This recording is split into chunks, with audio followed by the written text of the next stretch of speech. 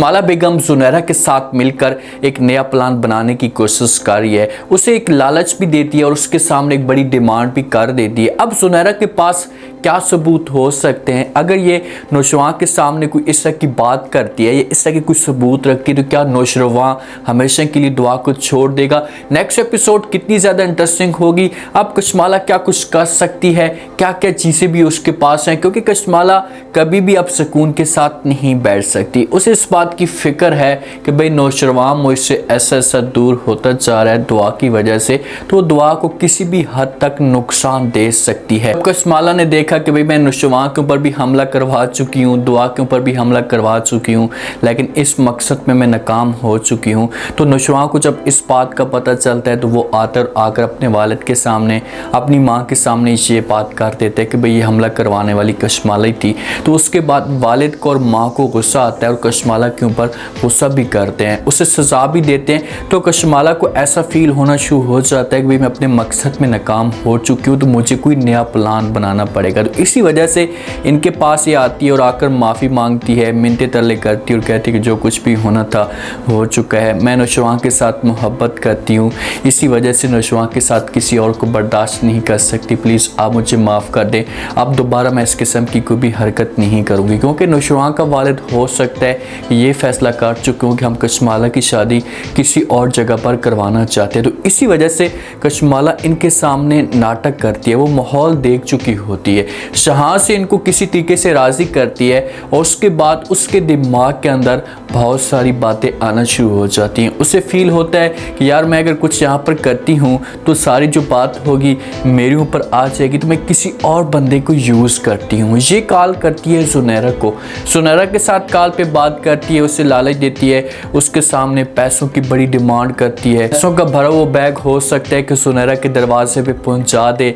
जिस वक्त जुनैरा वो पैसे देखे तो पूछ सकती है कशमाला से पैसों का इतना भरा बैग कैसे आ गया। तो आगे से कशमाला कहती है कि भाई पैसे आपको और भी ज़्यादा मिलेंगे, मुंह मांगी आपको कीमत मिलेगी, लेकिन आपने मेरी बात माननी है। तो जुनैरा कहती है कि कौन सी बात? तो कशमाला कहती है कि भाई दुआ को किसी तरीके से नौशरवां से दूर करना है। तो आगे से जिस वक्त जुनैरा ये बात सुनती है तो वो कहती है किस वजह से? तो कशमाला खुलकर सारी उससे बात बता देती है, उससे कहेगी कि भाई अगर मैं ये सब कुछ करती हूँ तो इसमें मेरा नाम आ जाएगा, मेरे लिए मसला खड़ा हो जाएगा, क्योंकि मैं तो नौशरवां के साथ मोहब्बत करती हूँ, उसके साथ किसी को बर्दाश्त नहीं कर सकती, तो इसी वजह से आपको ये बात माननी पड़ेगी। तो यहाँ पर जुनैरा कहती है कि ठीक है मैं ये काम करूँगी, लेकिन अगर नौशरवां को इस बारे में पता चल गया तो बहुत बड़ा मसला मेरे लिए भी खड़ा हो सकता है, मेरी जान को भी खतरा हो सकता है। तो कशमाला कहेगी कि भाई ये सब कुछ आपके ऊपर है, आपको मैं पैसे दूंगी, जो आप कीमत मांगेगी आपको मिलेगी, लेकिन आपने काम करना है, आपने सिर्फ और सिर्फ दुआ को दूर करना है। तो जुनैरा कहती है कि दुआ को चलो मैं दूर करूंगी तो दुआ कहाँ पर जाएगी? तो कशमाला कहती है कि दुआ के पास कोई और ठिकाना है नहीं, तो वो सिर्फ और सिर्फ आपके पास ही आएगी। आप फिर उसे जहाँ चाहें जिस जगह पर चाहे यूज़ कर सकती हैं, इस्तेमाल कर सकती हैं, वो फिर आपका अपना काम होगा, उससे पैसे भी बड़े बड़े हासिल कर सकती है। तो जुनैरा कहती है कि ठीक है। इन दोनों के बीच में जो डील होती है ना, ये फाइनल हो जाती है कि भाई हमने अब यही काम करना है।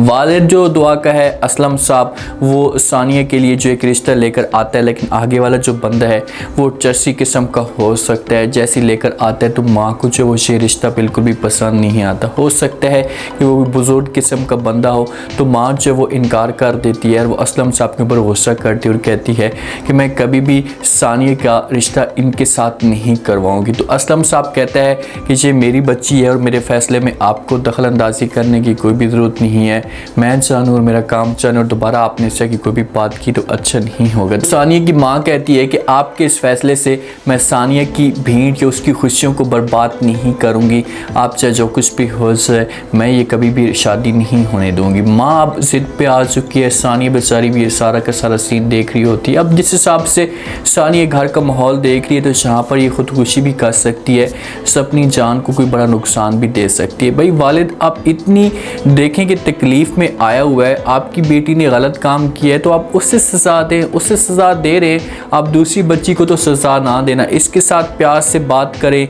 इसे समझाने की कोशिश करेंगे यार आप इस तरह के काम ना करें, तो फिर हो सकता है कि सानिया जो वो ये बात समझ जाए और ऐसा कदम ना उठाए। आप जिस हिसाब से आप इसके ऊपर प्रेशर डालने की कोशिश कर रहे हैं, इसको धमकी दे रहे हैं, तो ये कोई गलत कदम आगे जाकर मज़ीद उठा सकती है और फिर हमेशा के लिए आपके ऊपर बदनामी का दाग लग जाएगा। फिज़ा को भी बड़ी खुशखबरी मिल जाती है।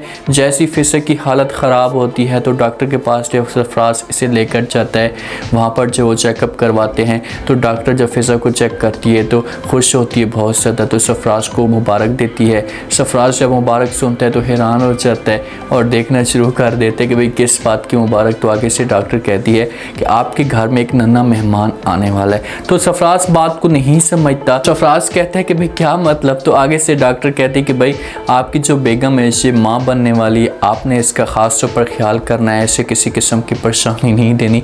अब सरफराज समझो कि हर तरह से पाबंद होता जा रहा है। जिस वक्त फिज़ा घर जाएगी और जाकर जो वो सरफराज के वालिद को खुशखबरी सुनाएगी, उससे बताएगी कि भाई मैं माँ बनने वाली हूँ, सरफराज की माँ को खुशखबरी सुनाएगी तो वो लोग भी फिर खुश होंगे और जहाँ पर चुप हो जाएंगे। पहले इनके पास बहाना था कि किसी तरीके से हम जो फिज़ा को इस घर से निकाल देंगे, तो सरफराज के लिए समझो कि हर तरफ से परेशानियाँ बढ़ती जा रही हैं। बेचारा अपसेट है, उसे समझ नहीं आ रही कि किस तरीके से फिज़ा से जान छुड़ाई जा सके, क्योंकि फिज़ा को इस घर से जब तक नहीं निकालता ना तो ऐसा समझो कि इसके ऊपर जो एक मुसीबत है ना ये लटकती रहेगी, इससे हर एक मुश्किल में फंसा जाएगा। दोस्त भी आ सकती है, दुआ की मुलाकात कर सकती है फिज़ा के साथ, और जिस वक्त सरफराज को देखेगी तो फिर बहुत सारी चीज़ें जो होंगी ये जन्म लेना शुरू कर देंगी।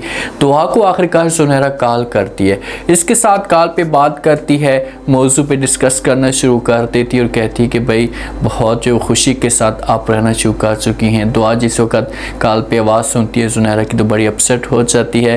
दुआ तो ये समझ रही थी कि भाई अब हमेशा के लिए इससे जान छूट गई है और दोबारा कभी भी ज़िंदगी में नहीं आएगी, लेकिन ये औरत अब दोबारा इसकी ज़िंदगी में आ चुकी है और इसके लिए मुसीबत जो वो खड़ी करती जा रही है। सुनहरा दुआ को कहती कि भाई आपने जो वो ज़ख्मी करके उससे जो मेरे लिए मुसीबत खड़ी कर रही है और उसे इस बारे में पता चल चुका है कि आपकी अब शादी हो चुकी है। तो जहाँ पर दुआ उससे पूछने की कोशिश करती है, कहती क्या मतलब तुम्हारा, किसके साथ मेरी शादी हो चुकी है और कौन मुझे ढूंढने की कोशिश कर रहा है। तो सुनहरा कहती कि इस बात को छोड़ें, जब उसे इस बात का पता चल जाएगा कि भाई आपकी शादी हुई है और आपने कितने बड़े धोखे और कितने बड़े फ्रॉड किए हैं नौशरमा के साथ, तो फिर आपके लिए कितनी मुसीबत खड़ी होगी और आपके पास कोई भी ठिकाना नहीं होगा।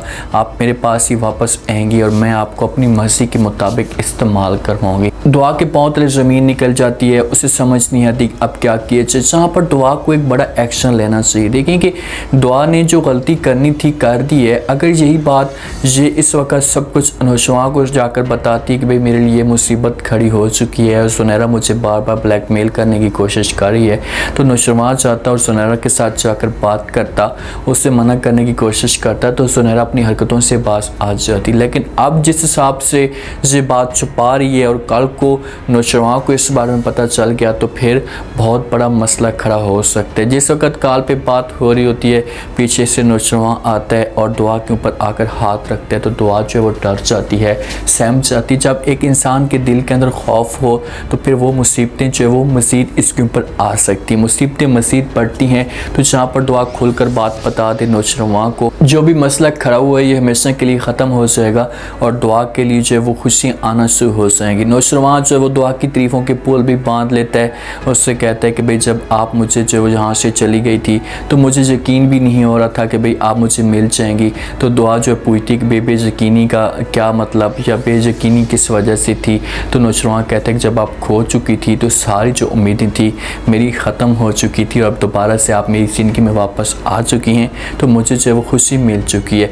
दोनों एक दूसरे के साथ मोहब्बत जो वो खुलकर करना शुरू हो चुके हैं। दुआ भी अपनी मोहब्बत का इजहार करती जा रही है, लेकिन जहाँ पर दुआ बहुत बड़ी मिस्टेक कर रही है, दुआ को चाहिए कि ये सब कुछ जो है वो नौशरमा के सामने शेयर करे। उम्मीद है आज का रिव्यू, आज के टीजर आप लोगों को पसंद आया होगा। आपने कमेंट सेक्शन में अपनी कीमती लास्ट में आपको क्या लगता है, क्या नेक्स्ट एपिसोड में जो वो नौशरमा के सामने दुआ की सारी असलियत आ जाएगी। अगर नौशरमा के सामने असलियत आती तो क्या दुआ को इस घर से नौशरमा निकाल देगा? लास्ट में रह दें, चैनल को लास्ट में सब्सक्राइब कर दें। शुक्रिया।